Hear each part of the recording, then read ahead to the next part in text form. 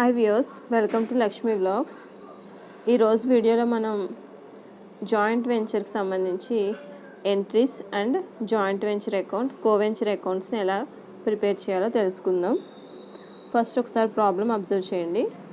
Ram, Mohan and Rahim were partners in a joint venture, each contributing 5,000 rupees. Ram purchased goods for 13,000 rupees and also supplied goods worth 1,000 rupees. From his stock, Rahim also supplied goods to the value of 1,500 rupees from stock, and his expense in connecting with the supplying of goods on account of joint venture accounted to 50 rupees. Ram paid 250 rupees for expenses in connecting with the joint venture. Ram sold goods on behalf of the joint venture and realized 20,800 rupees. Ram was entitled to a commission of 5% on sales. Unsold goods amounting to 500 rupees were taken over by Mohan. Ram settled accounts of Mohan and Rahim by bank draft. Record these transactions in Ram's journal and also prepare joint venture account and Mohan and Rahim accounts in Ram's books. Ram's books లో joint venture account, అలాగే journal entries and co-venturer accounts prepare చేయమని ఇక్కడ మనకి problem ఇవ్వడం జరిగింది. So first ఇది రామ్ బుక్స్లో, ఈ జర్నల్స్ని మనం రామ్ బుక్స్లో వేస్తున్నాం కాబట్టి ఎక్కడ కూడా రామ్ అనే పేరు రాదు. సో రామ్ జర్నల్స్కి వచ్చేసరికి రహీమ్ అండ్ మోహన్ ఇద్దరూ కూడా 5,000 రూపీస్ వాల్యూ చేసేటువంటి అమౌంట్ని తీసుకొచ్చారు. సో రామ్ మోహన్ అండ్ రహీమ్ యొక్క అకౌంట్ని బ్యాంక్ డ్రాఫ్ట్ ద్వారా సెటిల్ చేశాడు కాబట్టి, సో ఇప్పుడు రామ్ బుక్స్లో ఎంట్రీస్ని మనం ప్రిపేర్ చేస్తాము. సో రామ్కి అమౌంట్ వస్తుంది 10,000 రూపీస్. ఎవరు ఇస్తున్నారు? టు మోహన్, టు రహీమ్ 5,000 చొప్పున జాయింట్ వెంచర్లో వాళ్ళు కో పార్ట్నర్స్గా జాయిన్ అయ్యారు. నెక్స్ట్ వాళ్ళు జాయింట్ వెంచర్ కోసం గూడ్స్ని పర్చేస్ చేశారు. So joint venture account data to bank account అని చెప్పి 13,000 రూపీస్ గూడ్స్ పర్చేస్ చేసినందుకు, అలాగే 1,000 రూపీస్ వర్క్ చేసేటువంటి స్టాక్ కూడా సప్లై చేయడం జరిగింది కాబట్టి ఆ గూడ్స్కి వచ్చేసరికి joint venture account data to goods account 1,000 rupees వేసుకోవాలి. నెక్స్ట్ రహీమ్ ఏం చేశాడంటే 1,500 రూపీస్ వాల్యూ చేసేటువంటి గూడ్స్ని సప్లై చేశాడు. అలాగే దానికోసం అని చెప్పి 50 రూపీస్ ఎక్స్పెన్సెస్ కూడా అతను చేశాడు. Total 1,500 plus 50, 1,550. సో రహీమ్ ఈ ఇంత వాల్యూ చేసేటువంటి గూడ్స్ని సప్లై చేశాడు కాబట్టి joint venture account data to Rahim account 1,550 rupees వేసుకోవాలి. నెక్స్ట్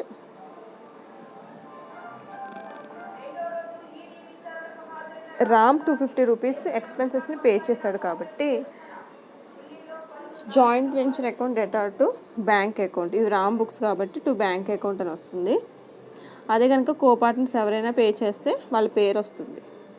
అలాగే వీళ్ళు టోటల్గా జాయింట్ వెంచర్లో వాళ్ళు ఏవైతే గూడ్స్ని ప్రిపేర్ చేశారో ఆ గూడ్స్ అన్నిటినీ కూడా వాళ్ళు సోల్డ్ చేశారు. ఎంతకు సోల్డ్ చేశారంటే 20,800కి సోల్డ్ చేశారు కాబట్టి bank account data to joint venture account అని చెప్పి 20,800 రూపీస్ వేసుకోవాలి. ఈ జాయింట్ వెంచర్ని సోల్డ్ చేసినందుకు గాను రామ్కి 5% కమిషన్ వెళ్తుంది. సో రామ్కి రావాల్సినటువంటి కమిషన్ ఇది. Joint venture account data to commission account అని చెప్పి 20,800 మీద క్యాలిక్యులేట్ చేస్తే 5% 1,040 వస్తుంది. So joint venture account detail to commission account అని చెప్పి 1040 వేసుకోవాలి. నెక్స్ట్ 500 రూపీస్ అన్సోల్డ్ గుడ్స్ ఏవైతే ఉన్నాయో వాటిని 500 రూపీస్కి వాల్యూ కట్టి మోహన్ తీసేసుకున్నాడు. So Mohan account detail to joint venture account అని చెప్పి 500 రూపీస్ వేయాలి. ఇంతటితో జాయింట్ వెంచర్లో జరిగినటువంటి ట్రాన్సాక్షన్స్ అన్నిటికీ ఎంట్రీస్ అయిపోయాయి. ఇప్పుడు నెక్స్ట్ ఎంట్రీస్ ఏంటి అంటే వచ్చినటువంటి ప్రాఫిట్ని వీళ్ళు ఏ విధంగా షేర్ చేసుకున్నారు అనేది ఒక ఎంట్రీ వేయాలి. వీళ్ళకి జాయింట్ వెంచర్ మీద అసలు ఎంత ప్రాఫిట్ వచ్చింది ఎలా తెలుస్తుంది అంటే జాయింట్ వెంచర్ అకౌంట్ వేస్తే తెలుస్తుంది. సో కింద అబ్జర్వ్ చేయండి, joint venture account. Joint venture అని చెప్పి ఎక్కడెక్కడైతే వచ్చాయో అవన్నీ కూడా జాయింట్ వెంచర్ అకౌంట్లోకి వస్తాయి. ఫస్ట్ ఎంట్రీలో జాయింట్ వెంచర్ లేదు కాబట్టి రాదు. సెకండ్ ఎంట్రీ చూడండి, joint venture account data 13,000 to bank account. So joint venture అకౌంట్లో debit side to bank account అని చెప్పి 13,000 వేయాలి. నెక్స్ట్ ఎంట్రీలో జాయింట్ వెంచర్ డెబిట్ చేసాం కాబట్టి debit side to goods account అని 1000 వేయాలి. నెక్స్ట్ జాయింట్ వెంచర్ డెబిట్ చేసాము నెక్స్ట్ ఎంట్రీలో to Rahim account. So to Rahim account అని చెప్పి 1550 వేయాలి. నెక్స్ట్ ఎంట్రీలో జాయింట్ వెంచర్ డెబిట్ చేసాం కదా debit side to bank account 250 వేయాలి. నెక్స్ట్ జాయింట్ వెంచర్కి క్రెడిట్ చేసాం. So credit side by bank account అని చెప్పి 20,800 వేస్తాం. నెక్స్ట్ జాయింట్ వెంచర్ అకౌంట్కి డెబిట్ చేసాం కదా debit side to commission account అని చెప్పి 1040 వేయాలి. అలాగే నెక్స్ట్ ఎంట్రీ చూడండి, మోహన్కి డెబిట్ చేసి జాయింట్ వెంచర్ క్రియేట్ చేసాం కాబట్టి credit side by Mohan account అని చెప్పి 500 వేయాలి. సో మీరు అబ్జర్వ్ చేస్తే జాయింట్ వెంచర్ అకౌంట్లో పర్చేజెస్, సప్లై చేసిన గూడ్స్, ఎక్స్పెన్సెస్, కమిషను ఇవన్నీ డెబిట్ సైడ్ వచ్చాయి. క్రెడిట్ సైడ్ ఏమొచ్చాయంటే ఓన్లీ సేల్స్, అన్సోల్డ్ స్టాక్ మాత్రం వస్తాయి. సో అవి వేసిన తర్వాత ఇప్పుడు అబ్జర్వ్ చేస్తే క్రెడిట్ సైడ్ బ్యాలెన్స్ ఎక్కువగా ఉంది 21,300. సో ఈ 21,300 డెబిట్ సైడ్ తీసుకొచ్చి బ్యాలెన్స్ క్యారీ చేస్తే మనకి 4,460 రూపీస్ వచ్చాయి. 4,460 రూపీస్ ప్రాఫిట్ వచ్చింది. ఈ ప్రాఫిట్ని మోహన్, రామ్ అండ్ రహీమ్ ముగ్గురు కూడా ఈక్వల్గా షేర్ చేసుకుంటారు. ఎందుకని అంటే మీరు అబ్జర్వ్ చేయండి, జాయింట్ వెంచర్లో వాళ్ళు ముగ్గురు కూడా ఈచ్ కాంట్రిబ్యూటింగ్ 5,000 రూపీస్ అని చెప్పారు. అంటే అర్థం ఏంటంటే ఇక్కడ మనకి వాళ్ళు రేషియో ఇచ్చారనుకోండి, రేషియో ప్రకారం చేస్తాం. ఇక్కడ మనకి ఎలాంటి రేషియో ఇవ్వలేదు, కానీ వాళ్ళు ఈక్వల్గా కాంట్రిబ్యూట్ చేస్తున్నారని చెప్పారు కాబట్టి దీని అర్థం ఏంటంటే వాళ్ళు ప్రాఫిట్స్ని కూడా ఈక్వల్గా షేర్ చేసుకుంటున్నారు. సో ఇప్పుడు మనకి ఎంత ప్రాఫిట్ వచ్చింది 4,460. ఈ 4,460ని ఇంటూ 1/3 చేసామనుకోండి 1,486 వస్తుంది. అంటే ఒక్కొక్కరు వాల్యూ అనమాట. ఒక్కొక్కరికి 1,486 రూపీస్ ప్రాఫిట్ వస్తుంది. కాబట్టి దీనికి ఎంట్రీ ఎలా రాయాలంటే joint venture account data to Ram బుక్స్లో కాబట్టి రామ్ పేరు రాదు, రామ్కి ప్రాఫిట్ అండ్ లాస్ అకౌంట్ వస్తుంది. రిమైనింగ్ ఇద్దరు నేమ్స్ వస్తాయి, to Mohan account to Rahim account అని చెప్పి ముగ్గురికి ఈక్వల్గా మనం షేర్ చేసాం. మీకు డౌట్ రావచ్చు, 1,486 ఏమో రామ్కి, మోహన్కి 1,487 వచ్చింది అండ్ రహీమ్కి కూడా 1,487 వచ్చింది. సో ఇద్దరికి 7 వచ్చి ఒకరు 6 వచ్చినాయి. అంటే కొంచెం 1 రూపీని కొంచెం అటు ఇటుగా మనం అడ్జస్ట్ చేసుకోవడంలో తప్పు లేదు. సో 1 రూపీ అటు ఇటుగా మనం అడ్జస్ట్ చేయొచ్చు. సో ఈ జాయింట్ వెంచర్ అకౌంట్ వేయడం ద్వారా మనకి ఎంత ప్రాఫిట్ వచ్చింది, దాన్ని ముగ్గురికి ఏ విధంగా షేర్ చేసాము అనే దానికి ఎంట్రీ వస్తుంది. నెక్స్ట్ ఎంట్రీ మనకి కావాలంటే కో వెంచర్ అకౌంట్స్ వేయాలి. ఇక్కడ కో వెంచర్స్ ఎవరు అంటే జాయింట్ వెంచర్లో మోహన్ అండ్ రహీమ్. సో మీరు అబ్జర్వ్ చేయండి, అకౌంట్స్ వేసేటప్పుడు మోహన్కి ఒక కాలము, రహీమ్కి ఒక కాలము ఇక్కడ మనం వేసాము. సో ఈ ఎంట్రీస్లో మోహన్ ఎక్కడ వస్తుంది, రహీమ్ ఎక్కడ వస్తున్నాయో చూసుకుని వాళ్ళ అమౌంట్స్ దగ్గర జాగ్రత్తగా వేసుకోవాలి. ఫస్ట్ ఎంట్రీ అబ్జర్వ్ చేద్దాం. ఫస్ట్ ఎంట్రీలో మోహన్ అండ్ రహీమ్ ఇద్దరికి క్రెడిట్ చేసాం. So credit side by bank account అని చెప్పి మోహన్లో 5,000, రహీంలో 5,000 వేయాలి. సెకండ్ ఎంట్రీలో మోహన్, రహీం ఇద్దరూ లేరు. థర్డ్ ఎంట్రీలో కూడా లేరు. ఫోర్త్ ఎంట్రీలో రహీం ఉన్నారు క్రెడిట్ సైడ్.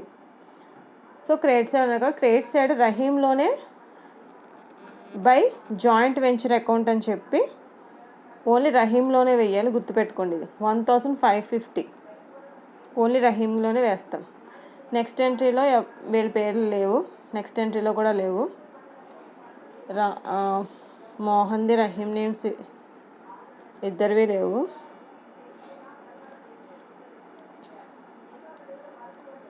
నెక్స్ట్ ఎంట్రీలో ఉంచండి. మోహన్ డెబిట్ చేసాము, జాయింట్ వెంచర్ క్రియేట్ చేసాం. So Mohan debit side joint venture account అని చెప్పి మోహన్లో 500 వేయాలి. ఓకే. నెక్స్ట్ ఎంట్రీలో మోహన్, రహీం ఇద్దరు ఉన్నారు. క్రెడిట్ సైడ్ ఉన్నారు కాబట్టి credit side by joint venture account అని చెప్పి మోహన్లో 1,487, రహీంలో కూడా 1,487 వేసేయాలి. వేసి మనం నిల్వలు తేలిస్తే మీరు అబ్జర్వ్ చేయండి,